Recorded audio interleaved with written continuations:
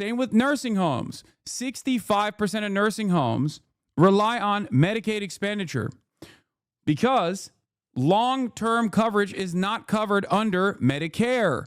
So old people that already have Medicare need to also get Medicaid on top of that to pay for long-term care. So all of these nursing homes are going to be left underfunded as well. Bro thinks the left is the answer.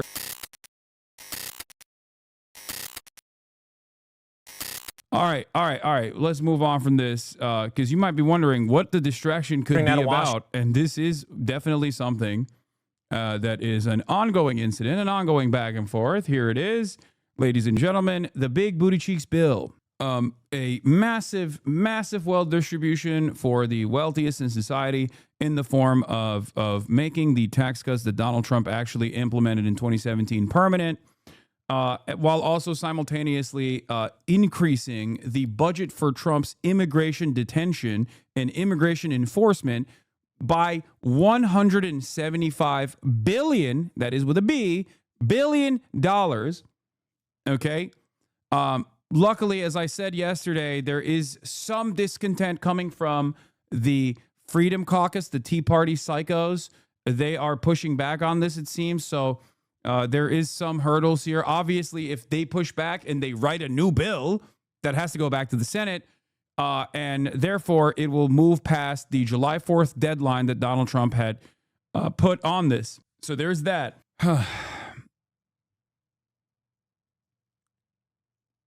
They do more for us than the Dems. I mean, they have historically done more than the Democratic Party, even when the Democratic Party itself has actually unironically tried to lower Social Security payouts. When Barack Obama tried to do this conciliatory COLA, the cost of living adjustment thing to Social Security that would lower the Social Security payments, the Freedom Caucus said it was not a significant enough cut and it would increase the deficit, and therefore they nuked it. In the process of this bill, in an effort to make these extra pay schemes work, they have to cut a lot. And the way they are cutting a lot is by adding unnecessary paperwork and hurdles to people who are recipients of Medicare. New work requirements and new check-in requirements for people who are Medicaid recipients. Some of the poorest people in society, 2/3 of Medicaid recipients are already working, by the way. This doesn't actually improve the number of people that are actually going out and working while receiving Medicaid. This is a way to cut them out of Medicaid.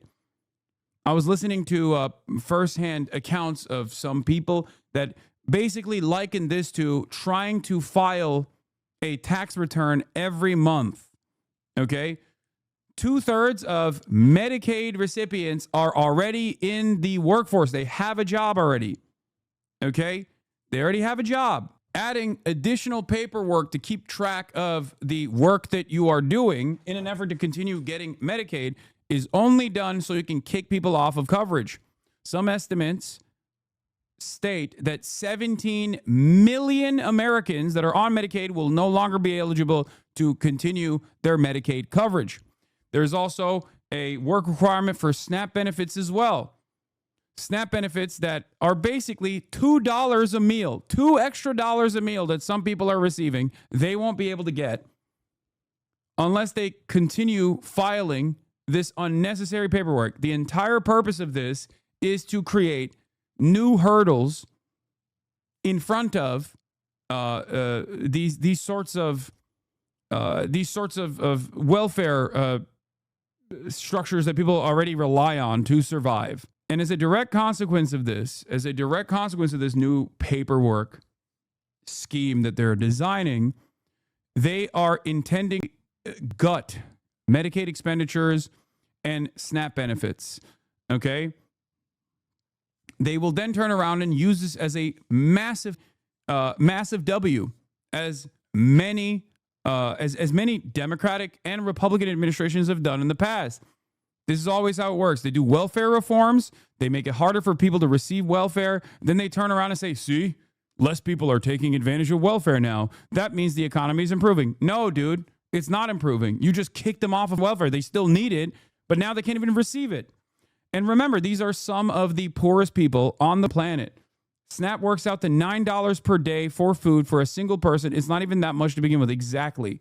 And they're doing this while greatly expanding Trump's immigrant enforcement agenda, offering an endless faucet of funds to creating new alligator Auschwitz-style facilities in every state so you can hire more Gestapo officers, pay them better, and more expeditiously deport or issue deportation orders to every single immigrant that's working right now. So on the other hand, we are quite literally, not only are we over working class Americans, the working poor that already have jobs that still are not getting paid enough from said jobs and therefore have to rely on government health care, have to rely on government benefits for food, to eat food, to feed their children and their families.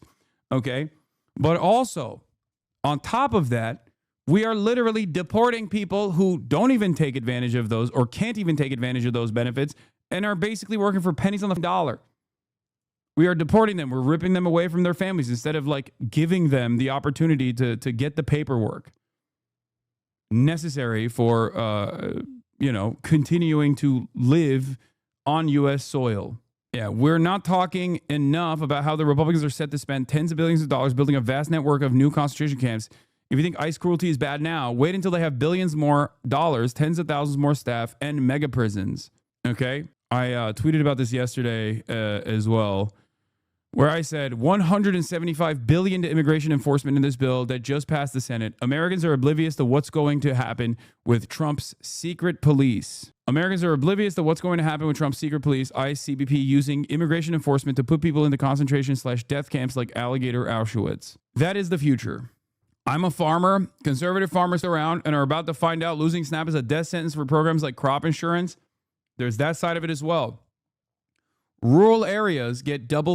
If you're a Trump supporter living in a rural area, you already don't have adequate medical coverage, okay? You don't have a hospital in an immediate that are close enough to you. Rely heavily on Medicaid.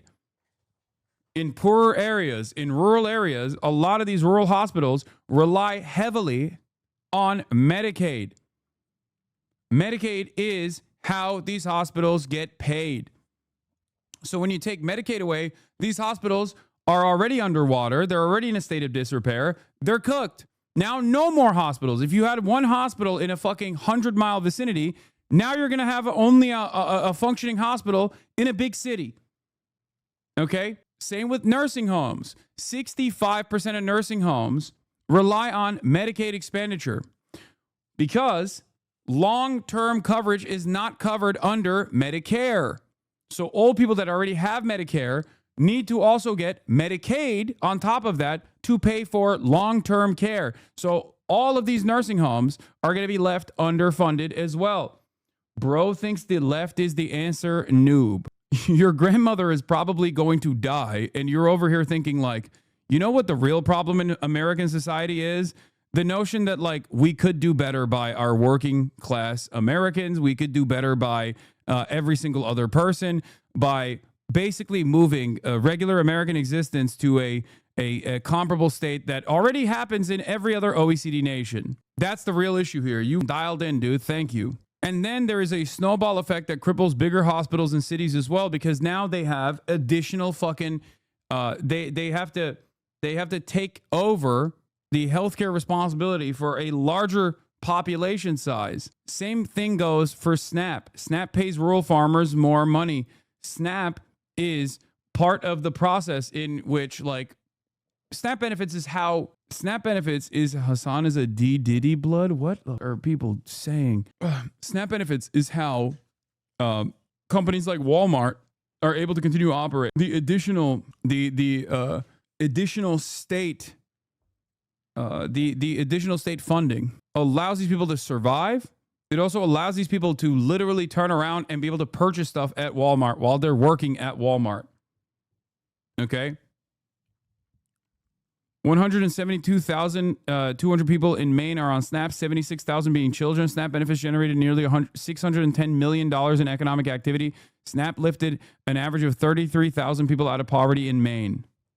It's so incredibly cooked. It is so unimaginably cooked. The situation is so busted. Oof. And here's what our opposition party is doing. Hakeem Jeffries posts pic of him holding a baseball bat with the caption, "House Democrats will keep the pressure on Trump's one big ugly bill." Yeah, let me get an aide to take this photo. No one who's taller than me. No, even tall. No one who's taller than me. No, even taller. This is what we're doing. Chuck Schumer also earnestly changed the name of the Big Beautiful Bill, or at least struck the name Big Beautiful Bill out of the bill. So there was that as well. Just go on television and talk about what I'm saying every day, please. Please, I'm begging the Democrats to go on TV every single day and bring up farmers with you, bring up nursing home patients with you that are on Medicaid, and just humanize, like put a face to the victims of this bill, please. Please do something. You have the capacity. You're a representative. You are a senator. Do something. Communicate how up this is. What is going on? Republicans do such a great job of making a mountain out of a molehill by greatly overemphasizing crimes committed by immigrants that are marginal and ultimately statistically irrelevant, okay? That is how little heinous crimes are committed in the hands of undocumented migrants in this country, citizens, okay? Tens of thousands of murders every year. America is a uniquely violent country, and the undocumented migrants are responsible for a tiny sliver of that. So every time there is a murder that is committed by an undocumented migrant, you hear about it endlessly. Why? Because Republicans will cynically, in an effort to make it seem like all the murders that are being committed are happening in the hands of undocumented migrants, will literally plaster the victims in the most vicious way possible in an effort to drive home this narrative. Okay? They will literally go on every news outlet they possibly can, and it works. It's an effective way to propagandize. That is precisely how you arrive at 60% of Americans being in favor of mass deportations. Okay? Why are the Democrats not doing this in the opposite direction? Especially because the truth is on their side. Republicans are able to create hysteria around a non-issue. Okay? Republicans are able to create hysteria around a non-issue and make it a real issue by driving this narrative into the ground. But Democrats can't even turn around and take advantage of a real issue that is going on in defense of this dramatic reduction in social safety nets that will lead to people dying. Washington and more drama over President Trump's spending bill. The Senate approved it yesterday despite concerns about cuts to Medicaid for millions of Americans who rely on it for health care. The House takes it up today, but the path may not be an easy one. Caitlin Huey-Burns has the story for us from Capitol Hill. The bill as amended is passed. Vice President J.D. Vance cast the tie-breaking vote to pass the president's so-called Big Beautiful Bill through the Senate. Ms. Murkowski. Republican leaders spent hours courting the vote of Alaska Senator Lisa Murkowski. She ultimately backed the bill after securing provisions for her home state. This was one of the classic examples of, like, Republicans always fall in line, where Lisa Murkowski very cynically decided that the rest of the country can get with the same reduction of social safety nets that she narrowly avoided for her own state. Okay? All the while she got like a whaler tax cut. But that's not the major reason, okay? The major ways in which the real reason why she was on board with this is because she was able to narrowly avoid Alaska getting in the same way, at least in the interim. Alaska will still get in the next 2 years, but she was able to avoid it for the next 2 years. Okay. She made an exemption, a carve out for Alaska for 2 years. Okay. That's what she got away with. That's what caused her to vote for this. And where is it? I think it was Jeff Stein, but he keeps deleting his tweets. Oh no, he didn't delete this one. Okay. it does seem worth asking why Senator Lisa Murkowski, Republican from Alaska, will support healthcare provisions for the rest of the country that she thinks her state should be exempted from.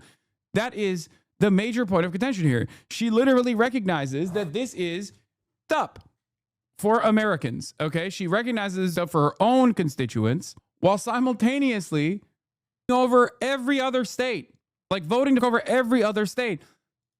Yeah, she called the process agonizing due in part to the rushed timeline of the bill. We do not have a perfect bill by any stretch of the imagination, she told reporters after the vote. My hope is the House is going to look at this and recognize that we're not there yet. And I would hope that we would be able to actually do what we used to do around here, which is work back and forth between the two bodies that is going to be better for the people in this country and more particularly for the people of Alaska. She's a queen and you're jealous. Yes, it is because I am a sexist, misogynistic pig. That's why I am yelling at a girl boss, simply being a girl boss, slay queening, okay? 8. I advocated for my state's interests. I will continue to do that. But on the other side of the Capitol, some Republican House members were quick to rain on the Senate's parade. What the Senate did is unconscionable. What they did to our bill was unconscionable. I'll vote against it here, and I'll vote. You know what's really funny about this is that you have two different forces in the House right now, in the House Republican side of things, because they are the only ones that matter, okay? Let's be real. You have some of the more moderate Republicans that are in areas where they're like, well, I don't want my Medicaid. I don't want my constituents' Medicaid to get cut. I'm going to get, right? You have the moderate ones that are saying that. And then you have the infinitely more important group of people who are saying the cuts are not deep enough. This actually expands the deficit. We can't do this because the moderates will always play ball. The moderates are going to turn around and say, oh, no, woe is me. I can't believe we're cutting entitlements. I can't believe we're cutting some of these benefits. I can't believe we're cutting Social Security or not Social Security, sorry, Medicaid and also SNAP benefits, right? But they will always play ball. They will turn around and go, I guess I have to play ball with this. But on the other hand, you got the Marjorie Taylor Greens and the Freedom Caucus, the Tea Party Caucus, the Tea Party Coalition that will try and stop this bill from passing, or at least like dramatically change it so that it has to go back to the Senate, pushing it way past the July 4th deadline that Donald Trump presented, okay? Simply because it doesn't the working poor hard enough, which, you know, in a unique time like this, I'll take that. I'll take it anywhere I can get it, okay? So congratulations to the Freedom Caucus once again for potentially spiking this bill. I hope that they will make it so impossible to pass that the people in the Senate will turn around and go, yeah, we can't actually pass this. This is terrible. Please the bill up. Please think about the deficit kings. I am a deficit hawk today and only today, not tomorrow, but just for today. I am the biggest deficit hawk you've ever seen in your whole life. And I am begging. Yeah. Imagine if Medicaid is saved by Chip Roy. Oh my God. I am begging. Okay. I am begging. I am so on board with this. Please. You think about the deficit. Also, there's the other side of this where Trump made a promise that Medicaid would not be touched. But of course, we know how much his promises mean, what his promises are worth, and they're worth nothing. That's why there's a whole ordeal with the Fell for It Again awards, right? During a meeting with the mods in the White House, moderates, I guess, in the White House what is mods in the White House? Trump told members that if they want to win elections, they shouldn't touch Medicaid, Medicare, and Social Security. But we're touching Medicaid in this bill, one member responded to Trump, per 3 sources. Vote against it on the floor until we get it right. House Speaker Mike Johnson acknowledged the tough road ahead after the Senate's changes, including steeper cuts to Medicaid. I encouraged them to amend it. Dude, can you imagine spiking the football on this? Because you don't think, on the one side, you have Donald Trump, who is like the North Star of the modern Republican Party, right? The logical conclusion of all of this deregulatory and tax cutting agenda of the Republican Party. Permanent investment in defending the interests of the capital owning class. Okay. And that guy is saying no cuts to Medicare, no cuts to Medicaid, don't touch Social Security, right? Don't touch benefits because my people rely on those benefits. I'm a populist leader.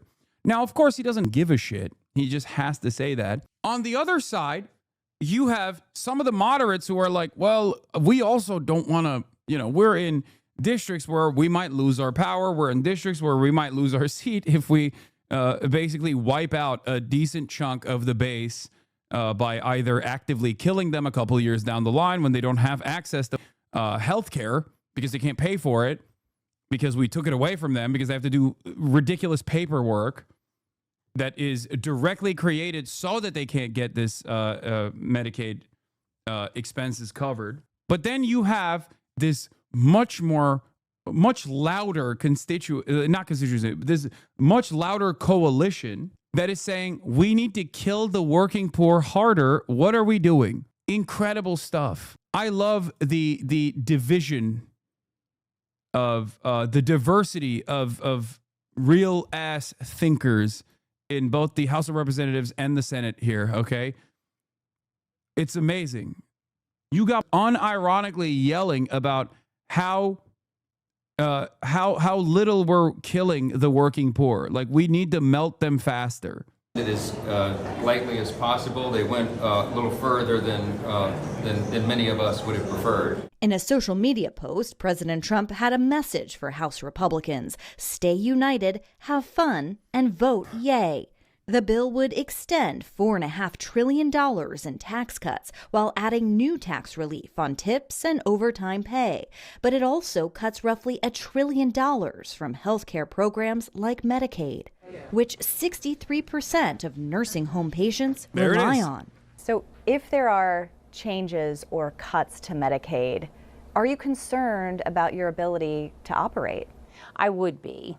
Nancy Mason runs a nursing home in Martinsburg, West Virginia. It helps to meet our operational expenses, everything from pharmaceuticals to food to utilities to recruitment of staff and, all of our wages. Democrats are united against this bill, arguing that it favors the wealthy. And there's new analysis from the Wharton School at Penn that finds this will cost the lowest income Americans about $970 each year by the year 2030. It also finds that the top 10% of income earners. I did the math. No tax on overtime will give me a whopping extra $23 per 8 hours of overtime. $23. Sick. The other side of this expedited process is that there aren't accurate enough estimates of how much you lose on the long run as far as the tax cuts that you're, especially if you are a recipient or have family members, for example, that you take care of that are recipients of Medicaid and SNAP. So that's the other side of it, because you have to remember, for every additional dollar that you're keeping in your pocket that you're not giving to the government, they're cutting tens of thousands of dollars worth of things that the government was offering you in the form of Medicaid, in the form of SNAP. Okay? This is something that most people have no way of comprehending. They don't understand it. They immediately think oh, well, overtime pay is not going to get taxed. Sick. I'm going to have, $200 at the end of the month in my pocket as opposed to giving it to the government. Okay, but you lost thousands of dollars worth of healthcare coverage. Do you understand how much more you lost in this process if you are literally a part of the working class? The trade-off doesn't benefit you. It doesn't benefit you at all. It's you. The reason why they're giving you that meager, that modest amount, that marginal amount back is so you feel like you're getting something. Here's AOC driving home that point in the congressional speech that she delivered. Gentleman was recognized for 2 minutes. Trump's big ugly bill is a deal with the devil. Thank you, and I thank the chairman.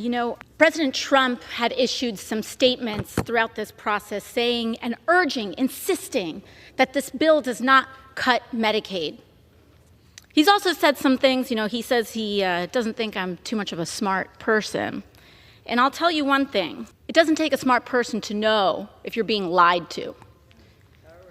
President Trump, you're either being lied to or you are lying to the American people. Because this bill represents, in the text of this bill, the largest and greatest loss of health care in American history. 17 million Americans will lose their health care on this bill, not undocumented people, not quote unquote the disgusting term illegal, but 17 million Americans will have their health care cut from this bill. On this point of tax on tips, as one of the only people in this body who has lived off of tips, I want to tell you a little bit about the scam of that text, a little bit of the fine print there. The cap on that is $25,000. While you're jacking up taxes on people who make less than $50,000 across the United States, while taking away their SNAP, while taking away their Medicaid, while kicking them off of the ACA and their health care extensions. So if you're at home and you're living off tips, you do the math. Is that worth it to you? Losing all your health care, not able to feed your babies, not being able to put a diaper on their bottom in exchange for what? This bill is a deal with the devil. It explodes our national debt, our entire economy, and it strips away health care and basic dignity of the American people for what? To give Elon Musk a tax break and billionaires. Dude, could you imagine more AOCs and more Zohrans like being prominent speakers in the Democratic Party as opposed to Hakeem Jeffrey and Chuck Schumer? Like, you don't have to love AOC. You could say she's a revisionist or blah, blah, blah, all this and that. But just imagine if like the driving force behind the Democratic Party was the AOCs of the world. And if that was the case, if they were the center mass of the Democratic Party, then there would be infinitely more radical figures on the edges. The new AOCs would be far more left-leaning than AOC herself even. Like, AOC should be the baseline of the party. What she is saying here should be the active communication that you're hearing from a real counterbalance, counterweight, real opposition party in this country. The opportunities at that point are endless. This is why you won't see me aggressively and actively shit on the most progressive wing of the Democratic Party, because I understand that change requires a tremendous amount of effort and a tremendous amount of outside pressure, but it also needs allies from within. It needs people that have a media presence. It needs people with a podium. And those people with that podium are not always going to use it in the ways that you want them to. There are certainly disagreements that I have as well with even people like AOC. But you're not supposed to love everything that these people are doing. They're politicians. They are supposed to represent us and our interests, right? And I envision a world where if the AOC-style rhetoric was the baseline for this party, the Democrats truly would be the opposition party, the successful opposition party that would prevent a tremendous amount of harm. We see this in increments when you have people like Chris Van Hollen come out and speak on behalf of Kilmar Abrego Garcia. We see how quickly the public snaps back into reality. We see how quickly the media cycle changes. All of a sudden, it's contentious against what the Trump administration is doing. We have told ourselves a lie that change is impossible. And because of that, we have this expectation that like every single politician is supposed to be perfectly aligned with every single thing, every single demand that we have, not realizing that this kind of stuff moves the needle in the appropriate direction. The greedy taking of our nation. We cannot stand for it, and we will not support it. You should be ashamed. Here's another great way to communicate, centering workers and centering regular Americans, regular working class Americans in your messaging, centering their needs in your messaging, and how they are harmed by these sorts of bills that the Republicans are actively trying to pass. Donald Trump said that I should be arrested. He said that I should be deported. He said that I should be denaturalized. And he said those things about me, someone who stands to be the first immigrant mayor of this city in generations, someone who would also be the first Muslim and the first South Asian mayor in this city's history. Less so because of who I am, because of where I come from, because of how I look or how I speak, and more so because he wants to distract from what I fight for. I fight for working people. I fight for the very people that have been priced out of this city, and I fight for the same people that he said he was fighting for. This is the same president who ran on a campaign of cheaper groceries, who ran on a campaign about easing a suffocating cost of living crisis. And ultimately, it is easier for him to fan the flames of division than to acknowledge the ways in which he has betrayed those working class Americans, not just in this city, but across this country, and the ways in which he continues to betray them.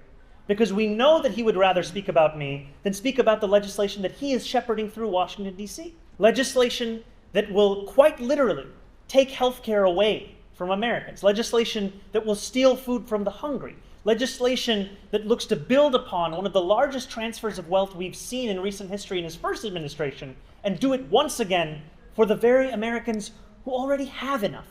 We should be fighting for those that do not have what they need to live a dignified life. That is what I will do. The amount of coworkers I heard saying, hell yeah, man, we get no tax on overtime while not caring about everything else, like 17 million people who will lose healthcare as we benefit from great healthcare that is to the union, has made me really sad and disgusted today. Yeah, I think like the lack of solidarity amongst many working class Americans also it comes from the lack of hope and the conditions worsening overall for every single person. Right? Everybody has a I got mine mentality in this process. And they're almost proud of it too. And a part of that is because there is no, like, solidarity has yielded nothing. And there hasn't really been any real solidarity demonstrated anyway. But from their estimation, solidarity is meaningless. It's gotten people nowhere. So there is no hope. We are just increasingly atomized, increasingly self-interested. It's like Parasite. It's extra crazy because you got people in a union. Of course, when there is no real labor education and no real investment in labor militancy, you are going to arrive at people who are just so pessimistic and so individualistic that they're just like, yeah, it's great. We already have our union that fought long and hard for a contract, so we have decent health care, so this Medicaid stuff is not going to impact us. We are already above the fiscal cliff that kicks in for all the social safety nets as a consequence of our collective bargaining agreements. So then, you know, we get to have a little bit of extra money in terms of take-home pay at the end of the month. This is the reason why these bills are crafted in the way that they are. It is exactly to get that kind of reaction from different groups, offering some modest benefits to different groups, seemingly modest benefits. It is a way to and conquering the working class. And I am thankful to have the protection and to have the support of so many New Yorkers who have stood up and said how unacceptable this is, including our governor, including members of the labor movement. And ultimately, what I fear for is that if this is what Donald Trump and his administration feel comfortable about saying about the Democratic nominee for the mayor of New York City, imagine what they feel comfortable saying and doing about immigrants whose names they don't even know. Yeah.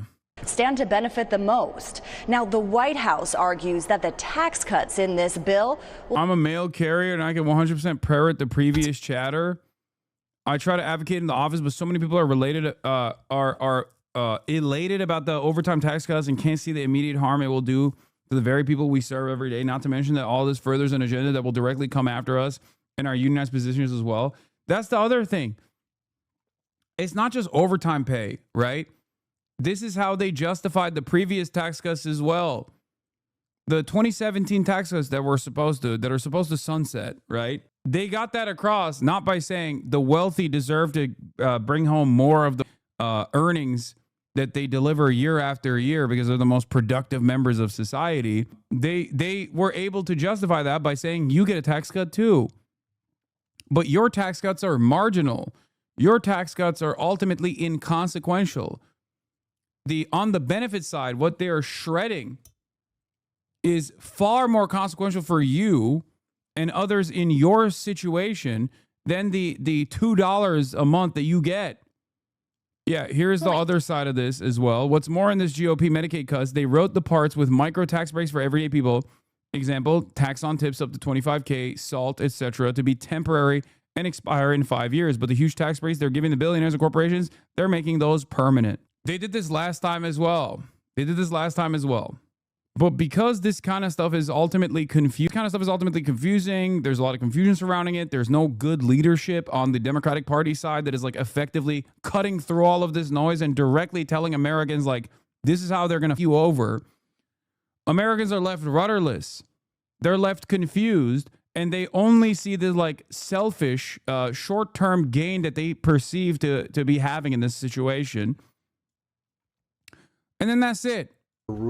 Dr. Roger Marshall, senator from Kansas, says, we have set up a $50 billion rural health fund with this reconciliation bill. We are giving rural hospitals a lifeline to survive.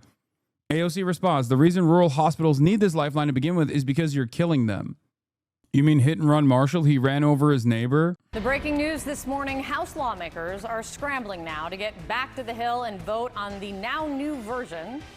To your point, my father-in-law is a Republican ex-New Jersey judge who complains that his son never brings his kids to visit in Florida because he's always working, but he's against all handouts except this no tax on overtime bullshit. Absolutely stupid. Yeah, there is a severe crisis in the collective consciousness of Americans that was born in the Reagan starving the beast era.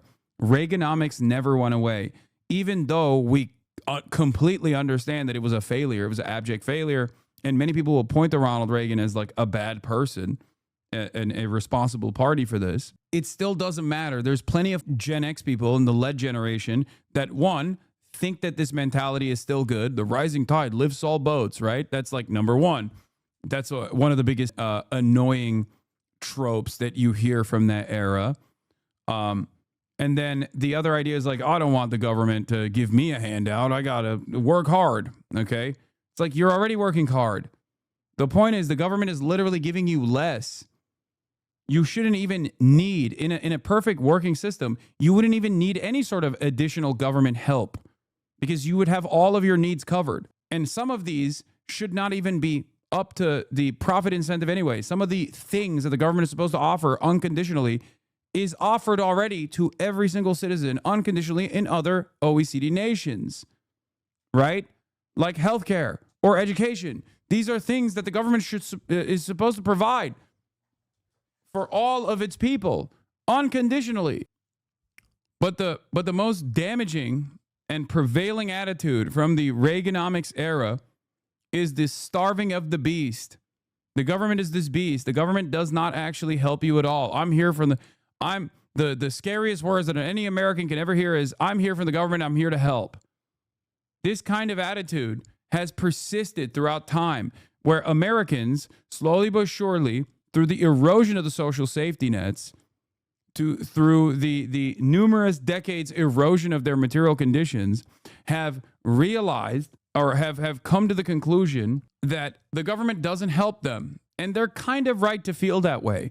There's no more, there's no trust in the government, okay? Even though in many invisible ways, the government is actively working and it's a behemoth that makes sure that for example, your meat is not tainted and it's not poisonous when you purchase it at the grocery store, or that when a tornado is supposed to hit your neighborhood ahead of time, right? Like those are the invisible ways in which the government is actually working. And you only recognize that it's not working when the government fails. The only way you pay attention to the function of the government is when it actually fails, and it has been failing in spectacular fashion, especially in these past couple of months. Planes falling out of the sky and whatnot. So Americans do not believe that the government is actually doing anything that benefits them. There's no more trust and no more belief that the government is actually here to help them. This creates a unique predicament. This makes it much easier to starve the government. Why am I giving taxes to the government if they're not fixing the potholes? Okay? Why am I giving taxes to the government if they're not taking care of the homelessness problem? Not realizing that it is precisely this self-interested, hyper-individualistic attitude that has allowed the reactionary forces, both in the Democratic Party and in the Republican Party, to cut away all of these programs that were supposed to help people, that were supposed to stop someone from falling victim to homelessness. Regulations in the housing market that's supposed to make sure that the housing market is stable so that people don't actually get priced out of their housing, whether it's rent or lose their homes altogether if they were lucky enough to purchase one. But neoliberalism is so, what is this? Stop downplaying the American people like they're all dumb, selfish hogs. They are hardworking, desperate, and trying to survive. Come on. Wait, what? Like, have you guys worked in customer service? Do you have a broken car? Do you have kids that need new clothes and only one job to support them? Have you been desperate? Is this selfish thought or survival mindset? No, what are you saying? That's you're agreeing with me. I'm describing the process in which, over the course of multiple decades, Americans have arrived at this like vicious cycle, and how that has motivated them to selfish ways of thinking, to hyper individualistic ways of thinking. That's my point. And now you have entire swaths of the population advocating for their own demise. No population of a country is just dumb across the board. They're not like stupid and selfish. They are made to be stupid and self-interested. Neoliberalism is the idea that the government should involve itself in the economy and social services as little as necessary. To Dems, that means it still provides some services. That's their minimum. And to the GOP, it's virtually no services. But they're still both interested in making it the minimum. That's neoliberal hegemony. It's not just that. It's more nefarious than that. Neoliberalism implies that government intervention is a necessity to break up state-owned enterprise, for example, or to use government intervention in order to let the free market manifest itself. That's precisely the reason why neither party will ever actually go against subsidies for corporations. That's government incentives for corporations. As long as there is public-private partnership and as long as private enterprise thrives, everyone is happy. Neoliberalism isn't like pure libertarianism. A lot of people misunderstand it. Neoliberalism is about government intervention in the direction of expanding the free market, which is oxymoronic. It makes people, it obviously on its face, you're like, what do you mean? Government intervention or no intervention, right? No, neoliberalism dictates that government intervention is sometimes a necessity as long as it actually improves profit margins. This is precisely the reason why neither the Democrats nor the Republicans will oftentimes go after subsidies for all of these major corporations. Like, for example, under the Trump administration or any other administration, this has happened in times of crisis, right? Obama, 2008, restoration project for the economy. What did we do under Obama? We offered bailouts to companies that directly went back to the corporate structure, as opposed to overtaking some of these companies and forcing the state to operate them in the same way that like the FDIC kicks in when a bank actually is on the verge of insolvency.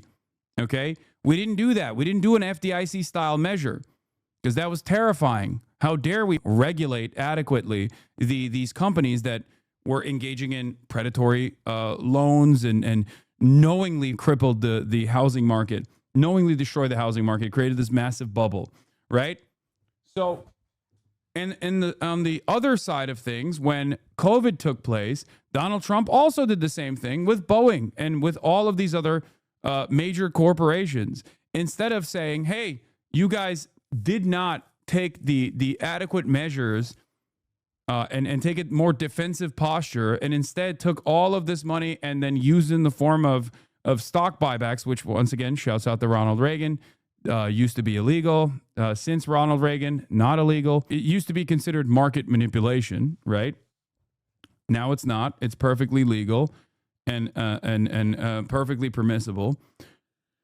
Instead of government intervention in the direction of overtaking these corporations and like running them at the behest of the public, they just gave massive bailouts to these companies in order to let the pre-existing for-profit capitalist way of Trump's massive tax cut and spending bill before their self-imposed SPED means special education. He's just being ableist. Friday deadline. The bill is becoming really something of a ping pong ball. The House voted first, then the Senate voted and made changes, and so now the House must vote again. And if they make further changes, you get where this is headed. With this, House Speaker Mike Johnson is facing another major test of his power. Many House Republicans are publicly voicing serious doubts about the Senate changes. That includes steeper cuts to Medicaid and a nearly $1 trillion increase in the deficit over the House's version. Johnson can only afford to lose 3 GOP votes. The speaker says that he's confident a final vote could come today. But back to that scrambling, they are literally also scrambling to physically get back to the Capitol as bad weather canceled a whole bunch of flights for many lawmakers that are trying to make it back in. Here's the speaker last night. Well, we're having weather delays getting everybody back right now, but assuming we have a full House, we'll get it through the Rules Committee in the morning. We'll move that forward to the floor, and hopefully... It's crazy that like the average person's capacity for change here is basically akin to a peasant in the medieval ages, just opening up your hands and demanding that the sky gods do divine intervention. Like that's the maximum amount of power that we have. We just like sit around, right? This is supposed to be a democracy. There's supposed to be a structure of pressure, a mechanism of pressure, a mechanism of pushback, a social contract that demands, that dictates that the people that we are voting into office are supposed to represent our best interests, right? But instead, we have the exact same structure that the peasants had in terms of implementing change in the goddamn feudal monarchies, where we just have to hope that like God takes care of it, okay? Some divine power takes care of the problem. Shut up, I voted for this. You did? You voted for this? You voted for 17 million people getting kicked off of Medicaid coverage? You voted for your grandparents to no longer be able to live in a nursing home? I'm a masochist. It's so funny.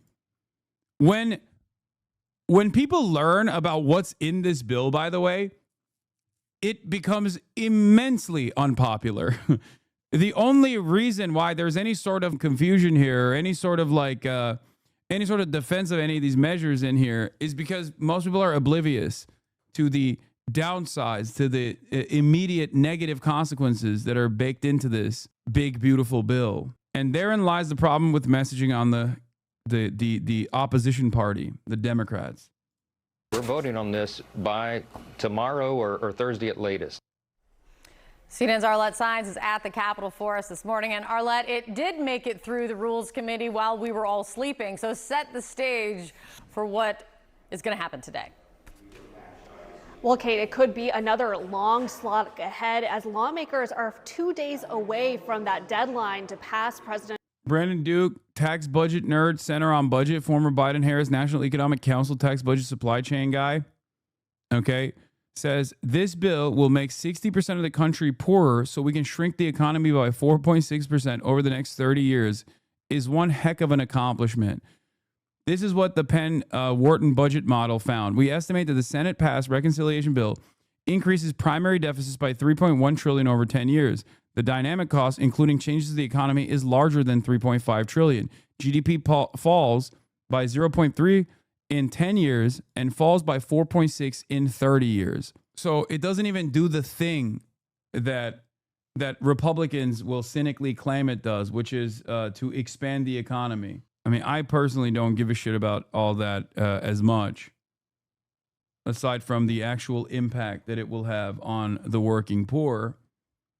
But that also adds insult to injury. That is the great irony here as well. Incredible stuff. Will China bail us out? Is this good? No. President Trump's domestic agenda bill. As you mentioned, it passed through the Rules Committee just last overnight, clearing a key procedural hurdle. It received 2 no votes from Republicans, Chip Roy and Ralph Norman, who have expressed reservations about this bill. But this will be a major test once again for House Speaker Mike. Hey, at least the billionaires will be richer, you stinking socialist. True, true, true, true, true. My bad. My mistake. My mistake for not talking about the real minority, the only minority, the real POWs. Okay, the real POCs, people of capital, real POW. Okay, my bad. My bad. My mistake. Get your money up, not your funny up, guys. Wow, I guess you don't care about minorities, you know? After all, what is a bigger minority than literally the top 1% of the 1%? Johnson, as he is trying to hold his GOP conference together to get this bill across the finish line. Now, there are various factions that they are trying to appease here. There are those more conservative lawmakers who believe that this does not do enough to cut spending. And there are others who are concerned. That's my favorite type. That's my favorite archetype. Guy who's like, we need to melt more poor people. And it's such a weird predicament that, like, those are the guys who have the most motion, the ideological zealots that want to basically strap an IED to this bill because it doesn't kill enough poor people. And those are our only option of spiking the football, at least so that people can hopefully communicate how devastating this bill is in the long run. Taking advantage of congressional gridlock, hopefully with a competent enough opposition party. About the steeper cuts to Medicaid that were made in the Senate plan. So that highlights the various ways they're going to have to try to stitch together support to pass this bill. Now, any changes that are made to this bill would then require it to go back to the Senate. And that is something that House leadership and President Trump are trying to avoid. But here's a sample of some of the concerns about the process, about the bill itself, that have been expressed by GOP lawmakers over the last 24 hours. So this whole thing is, I don't know what to call it. It's a show. My colleagues in the Senate failed us. My goat. My goat. My goat. Talk to him, Chip. Talk to him, Chip. Talk about how little the working poor is being killed in this bill. And more working poor must be killed, okay? We need to put more orphans in the orphan crushing machine. Not enough orphans are in the orphan crushing machine. Talk to him, Chip. My goat. My colleagues in the Senate failed us. I think the founders and the 56 signers of the Declaration of Independence would be astounded that we're adding debt to our children grandchildren. Yeah, more debt. This is unacceptable. We need to cut more. We need to cut more of the expenditures. I think we should just make it illegal for there to be government-funded health care. Take it out, I say. The only money that the government should be spending is bullets for the military to line up every person that makes less than $250,000 and shoots them dead in the head. They are not productive members of society. And if they want to be productive members of society, put them in a concentration camp and make them work for their meal. That's right. That and more bombs for Israel. Am Israel high.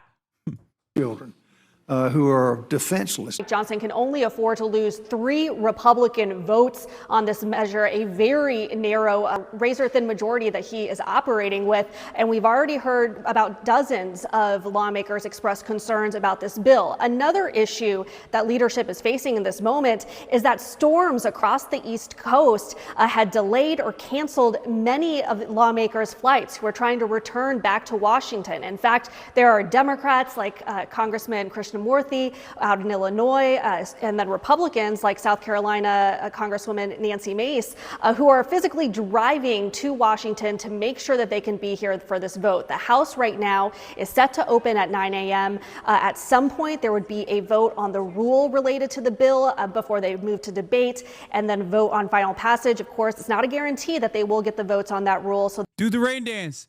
Do the rain dance. Pray to the gods. Pray to the gods that bad weather conditions don't permit enough enough congressional representatives to get into Congress to vote.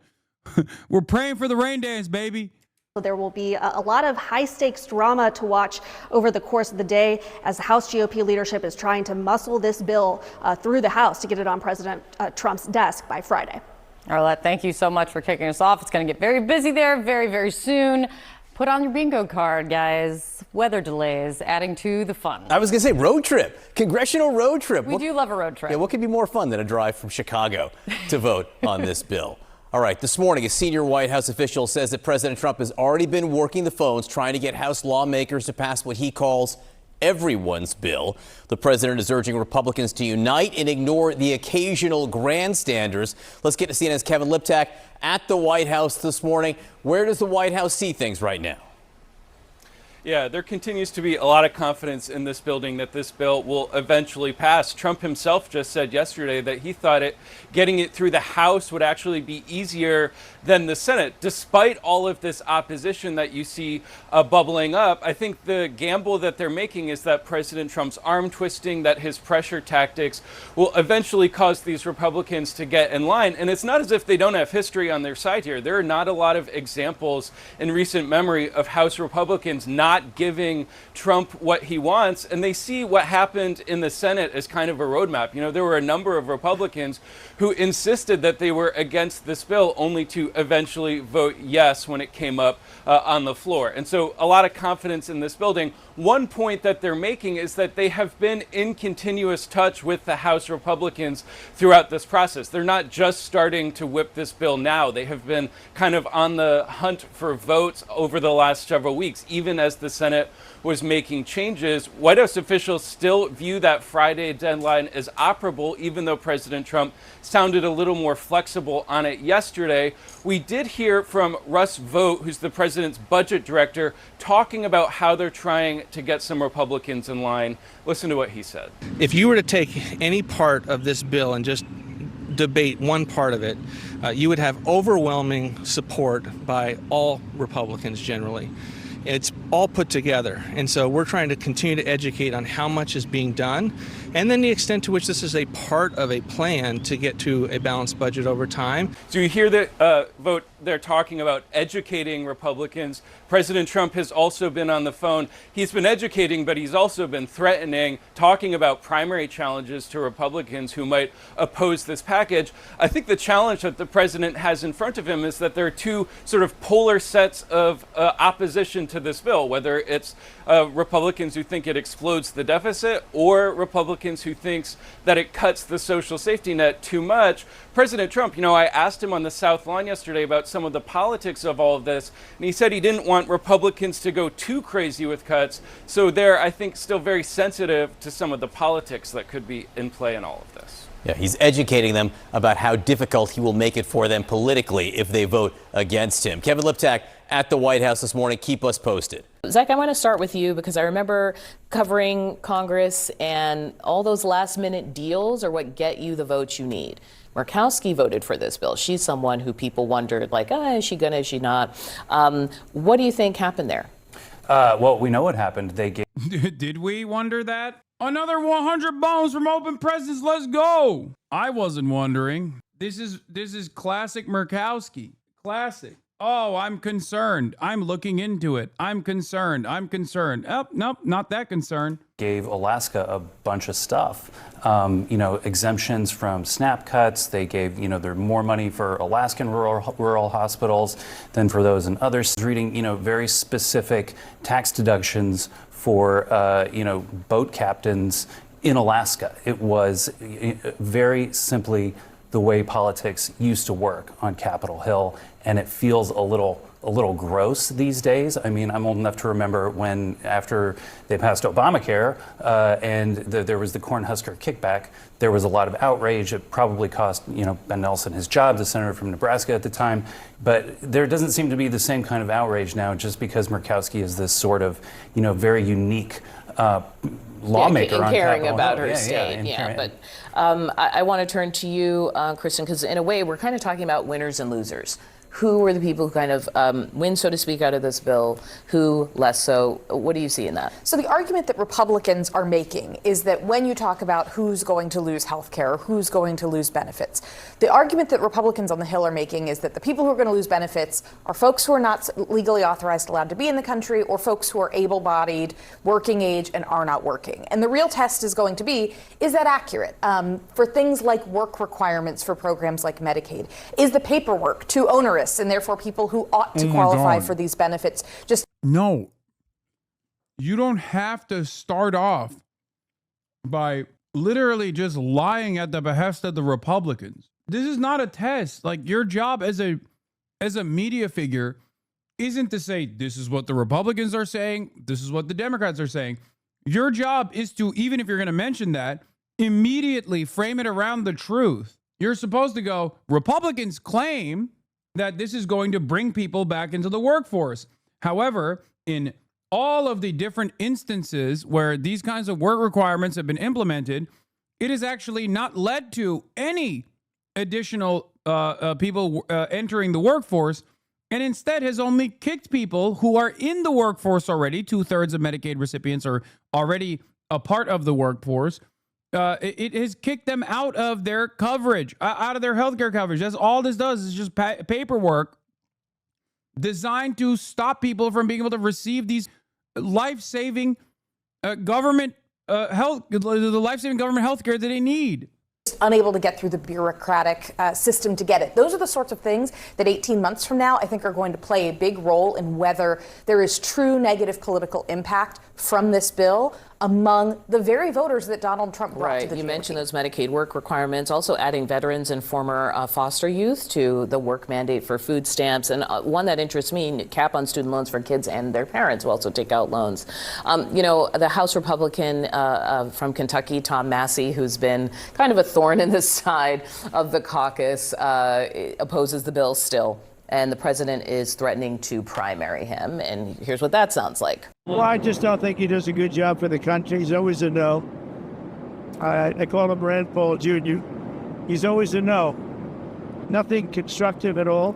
I mean, just terrible. Are you seeing people head for the exits? I don't know if there's anyone left to head for the exits under the threat of primary. Are we actually going to see any real opposition here? I mean, I think in the case of Massey, he is a very strong conservative. This is not a case of like a moderate who doesn't really know what to do with Trump. We're talking fiscal conservative. Fiscal conservative. He, in the last iteration of his back and forth with Trump, he was saying, I've always been America first. I've been MAGA before MAGA. So in his case, it's going to be interesting to see. He represents a very conservative district, and Republicans still haven't figured out exactly who they would have primary him. We've seen that Elon Musk has said he's going to throw a lot of money into that race. So that'll be an interesting one to watch. Hey, everybody, I guess you want a progress report? We are working through everybody's issues and making sure that we can secure this vote. I feel very positive about the progress. We've had lots of great conversations. I've met with individuals and groups all day long, as has the president, who's fully engaged as well, trying to convince everybody this is the very best product that we can produce. But I feel good about where we are and where we're headed, and stay tuned. There's more conversations to be held. Can you talk about your conversations with the House Freedom Caucus, since the chair continues to say that he's a no? Yeah, I've talked to Freedom Caucus members. I've talked to Budget Committee members. I've talked to members from the swing districts. I mean, every caucus in the House has had the Speaker's attention. I've heard their concerns about it. And the thing about it is, when you have a piece of legislation that is this comprehensive and with so many agenda items involved, you're going to have lots of different priorities and preferences among people because they represent different districts and they have different interests. But we can't make everyone 100% happy. It's impossible. This is a deliberative body. It's a legislative process. By definition, all of us have to give up on our personal preferences. I never got to ask anybody to... So we can unify around tax cuts for the wealthy and killing the working poor. Come on, guys. You can't make everybody happy, but there's one thing that we're here to do, which is melt the poor. Get on board. You're a goddamn Republican. This is what we're here for. principles, but preferences must be yielded for the greater good, and that's what I think people are recognizing and coming to grips with. And this is part of the process. It's a consensus building operation, has been from day one. This is the culmination of 14 months worth of work, and I believe we're going to deliver this, get the ball over the goal line. So stay tuned. All right, on that note, let's bring in Democratic Congressman Richie Torres of New York. He's a member of the Financial Services Committee. Congressman, always good to talk to you. Let's pick up that conversation about Medicaid cuts. I think it's important to bring these massive bills that can get so confusing and have so many different things in it to the street level. Let's go to the South Bronx and the district you represent. If this bill passes through the House, as most people expect it will, what does that mean for the residents? Wait, he represents South Bronx? Is that a district of Tel Aviv? I'm confused. It's shocking because as a Richie Torres fan, I look at his output all the time. I love how he tweets. And he's always tweeting about Israel, so I just assumed that he was a representative of the district of Tel Aviv. Interesting. Residents of the South Bronx, for the people in your district. Have you been to Brooklyn or the Bronx in your life? Yes. Also, your name is Roll Tide Alabama fan. Of course, dude. What the you're not talking about like Missouri. You're talking about Brooklyn or the Bronx. Of course, I've been to both. I went to Alabama, but I'm from Flatbush. Roll Tide. Actually, that chatter. War Eagle. War damn Eagle. Hell yeah, baby. Well, look, the so-called Big Beautiful Bill represents a betrayal of the working people of America, and nowhere more so than in the Bronx. When America sneezes, the Bronx gets the flu. The Bronx is going to be the hardest hit by the $1 trillion cut to Medicaid and children's health care. It's going to destabilize every healthcare provider, every hospital in my district. I have the highest rate of Medicaid enrollment in the country, 67%. Children, more than 80% of nursing home residents, more than 90% of baby deliveries are covered by Medicaid, which is going to be gutted at the hands of Donald Trump's so-called Big Beautiful Bill. So it's a catastrophe for the working people of the Bronx. You know, we've heard when challenged on this, leadership and members of the Trump administration dismissive of kind of what you laid out right there and said there's a lot of bloat in our entitlement system. We're merely making it more efficient. We're taking some of the burden off of the federal government. How do you respond to the claims by Republicans that say, oh, the concerns about this bill are overblown. It's going to create an economic explosion with these tax cuts? Interesting. Richie Torres, who is, who was supposed to be a progressive when he first ran, BIPOC, bisexual, progressive congressperson, is over here talking about Medicaid and how poor his district is. His district is the poorest in the country. Now, it's odd because most of his advocacy revolves around reappropriating funds to a country that actually has comprehensive free healthcare. Israel is the country I'm talking about. So that Israel doesn't have to waste a single dollar on their own defense. We got that covered for them so they can spend all their money on their own healthcare and their free college. So confused by Richie Torres is he's not bi, he identifies as gay. Oh, I thought he was bisexual. My bad. Sorry. Confused about this messaging because he's constantly talking about how much money Israel needs. It's at the top of the economy for wealthy people. How do you respond to that? Well, first of all the revenue that Republicans expect to generate from the cost cutting is simply going to be cannibalized by the higher interest payments on the debt. So the legislation at its core is a radical redistribution of wealth from the poor to the rich and from the American people to bondholders. And second, it's going to make Medicaid less efficient. So the work requirements on paper are actually paperwork requirements in practice. Experience tells us that work requirements simply leads to more paperwork. In 2018, the state of Arkansas put in place a work requirements program causing 18,000 people to lose access to health care. The majority of those people were working people who were eligible for Medicaid. And so experience tells us that work requirements will simply cause people to lose health care. It will simply bureaucratize Medicaid. What does this mean for you politically for the next 2 years? J. Mark was talking about the cost of this to Republicans in the midterm elections. How do you see this playing out for Democrats? What should Democrats be doing? How should they be talking about this bill? Look, the Republican reconciliation bill is not only bad bad morals. It's bad politics. I mean, it's going to cause 12 million people to lose their health care. It's going to slash Medicaid by $1 trillion, which is the largest health care cut in history. In your district, how will people feel that between now and the midterms? I think people will feel an overwhelming sense of betrayal. Yeah. Okay, can we switch to the midterms on New York State? Because you're thinking about, obviously, your own political future, Congressman. The LG of New York, Antonio Delgado, is already in the race challenging incumbent. Where is your head on next year? And are you planning to run for re-election or thinking about statewide still? I'm unlikely to run. For governor. I feel like the assault that we've seen on the social safety in the Bronx is so unprecedented, so overwhelming that I'm going to keep my focus on Washington, D.C. So my heart lies with Washington, D.C. I feel like now more than ever, we have to fight the catastrophe that is the Trump presidency. Well, that's news. On the question... It's not, because he said he won't run for governor if Zohran wins mayor. That's what the reason is. Mamdani, we have spoken to Abigail Spanberger, Alyssa Slotkin, Hillary Slotkin from Michigan as well. Thank God. Let's get to the issue that really matters. Zohran Mamdani and all of the worst Democrats that you just rattled off, half of them literally CIA agents, okay, are very upset. All the big movers and shakers in the Democratic Party. Incredible. Here's a remarkable stat showing the Zohran effect. The account Richie Torres hasn't tweeted either the word Israel or Hamas since June 18th, 14 days ago.